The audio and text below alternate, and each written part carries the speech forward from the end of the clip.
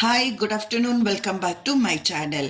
இன்னைக்கு chicken pickle எப்படி செய்யறதுன்ட்டு பார்த்துக்கலாம். போன்லெஸ் சிக்கன் வாங்கிட்டாக்கா வீட்டில் இருக்கிற இன்க்ரீடியன்ஸ் வச்சு ஈஸியாகவே செஞ்சு எடுத்துடலாம்.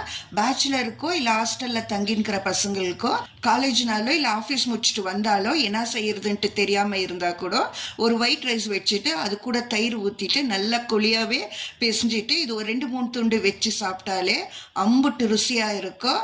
நீங்கள் ட்ரை பண்ணி பாருங்க. யாரெல்லாம் பேச்சுலரோ இல்ல ஹாஸ்டல்ல தங்கிருக்கிறீங்களோ இந்த மாதிரி சிக்கன் பிக்கலை செஞ்சு ஹேர் கண்டெய்னர்ல நீங்க ஸ்டோர் பண்ணி ஃப்ரிட்ஜில் 1 மந்த் கூட வச்சு சாப்பிடலாம். இப்போ எப்படி செஞ்சுக்கிறதுன்ட்டு பார்த்துக்கலாம்.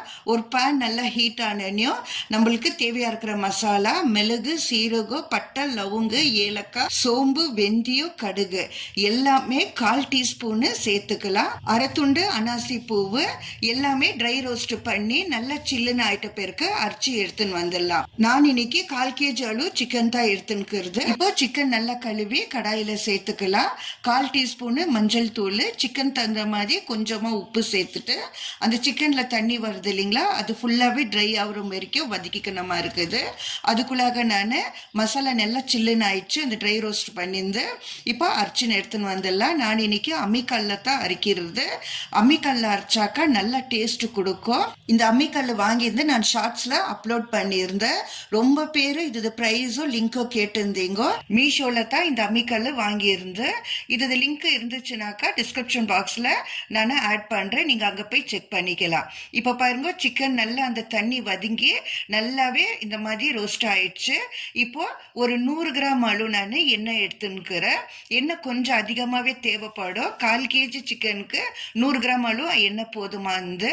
2 பச்சை மிளகா குட்டி குட்டியாக கட் பண்ணி சேர்த்துக்கலாம். கூடவே ஒரு துண்டு இஞ்சோ அதுவோ குட்டி குட்டியாக கட் பண்ணி சேர்த்துட்ட பிறகு கொஞ்சமாக கருவேப்பிலை.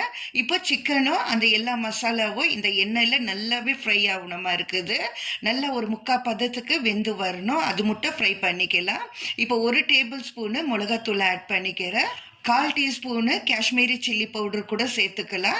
கலர் நல்லாவே கொடுக்கும். மிளகாத்தூள் உங்கள் காரத்துக்கு தகுந்த மாதிரியே போட்டுக்கோங்க. ஏன்னாக்கா பச்சை மிளகாவும் நான் சேர்த்துன்னுக்கிறேன், மிளகும் சேர்த்துன்னுக்கிறேன். அதனால காரம் எனக்கு கொஞ்சம் அதிகமாகவே எங்கள் வீட்டில் பிடிக்கும். அதனால 1 டேபிள் ஸ்பூனு நான் சேர்த்துன்னுக்கிறேன். நீங்கள் தேவைப்பட்டாக்கா காரம் கொஞ்சம் கம்மியாக வேணுமா இருந்தாக்கா ஒரு 3/4 டேபிள் ஸ்பூனு கூட நீங்கள் சேர்த்துக்கலாம். இப்போ அரைச்சி வச்சுக்கிற மசாலாவும் சேர்த்துக்கலாம். ஸ்லோ ஃப்ளேமில் தான் நம்ம மசாலா சேர்த்துக்கணுமா இருக்குது.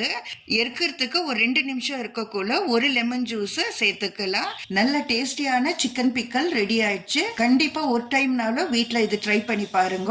நல்லா இருந்துச்சுன்னா எனக்கு ஒரு லைக் கொடுங்க. சப்ஸ்கிரைப்